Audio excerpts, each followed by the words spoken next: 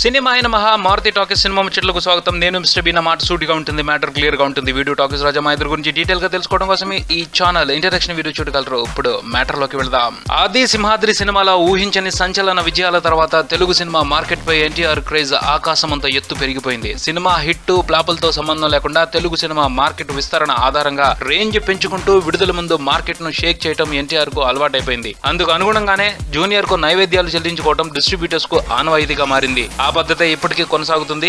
అందుకు కారణం మాస్ లో ఎన్టీఆర్ కు బీభత్సమైన ఫాలోయింగ్ ఉండటమే. ఈ క్రేజ్ కారణంగా ఎన్టీఆర్ ప్రతి సినిమాకు విడుదల ముందు విపరీతమైన హైప్ వస్తుంది. అది కొన్నిసార్లు మంచి చేస్తున్నా చాలా సార్లు మాత్రం నష్టమే కలిగిస్తుంది. అదెలా అంటే ఎన్టీఆర్ సినిమా అనగానే ప్రేక్షకులకు కొన్ని అంచనాలు ఉంటాయి. అంటే హీరో బిల్డప్, దమ్మున్న ఫైట్స్, అదిరిపాటు డాన్స్లు వగైరా వగైరా సినిమాలో ఉండాలి అనుకుంటారు. అది సాధారణమైన విడుదలకు ముందు హైప్ కారణంగా ఆ అంచనాలకు రెక్కలు వస్తాయి. దాంతో వెంటనే ప్రేక్షకుల మైండ్ లో ఫ్లాష్ అయ్యేది సింహాద్రి సహా సక్సెస్ సినిమాల వెరీ సక్సెస్ఫుల్ సీన్స్. వాటిని తలుచుకుంటూ ఈ సినిమాలో అంతకంటే ఎక్కువ ఉంటుంది అని ఊహించుకోవటం మొదలు పెడతారు. విడుదల తర్వాత సినిమాలో వాళ్ళు ఊహించిన దానికంటే ఎక్కువ ఉంటే సూపర్ హిట్, ఊహించినట్టే ఉంటే హిట్, ఊహించిన దానికంటే తక్కువ ఉంటే ఫట్. ఎన్టీఆర్ అనే కాదు, దాదాపు మాస్ హీరోల అందరి పరిస్థితి ఇదే. మిగతా హీరోలతో పోలిస్తే ఎన్టీఆర్ కు ఈ పరిస్థితి విపరీతమైన నష్టాన్ని కలిగిస్తుంది. ఎందుకంటే అన్ని సినిమాలు ఒకేలా ఉండవు, ఒక్కో సినిమా ఒక్కోలా ఉంటుంది. ఈ మధ్య వచ్చిన ఎవడు సినిమాపై విపరీతమైన అంచనాలు లేకపోవటమే ఆ సినిమా విజయానికి కారణమైంది. కానీ ఎన్టీఆర్ కు ఆ అవకాశం ఎక్కడా దొరకటం లేదు. కావాలనో కసికొద్దో తెలియదు కానీ మీడియా కూడా ప్రత్యేకమైన శ్రద్ధ పెట్టి విడుదలకు ముందు ఎన్టీఆర్ సినిమాను తీసుకెళ్లి 1000 అంతస్తులో పెడుతుంది. దాంతో సినిమా బాగుంటే అక్కడ సెటిల్ అవుతున్నాడు, లేదంటే కళ్ళు తిరిగి కింద పడుతున్నాడు.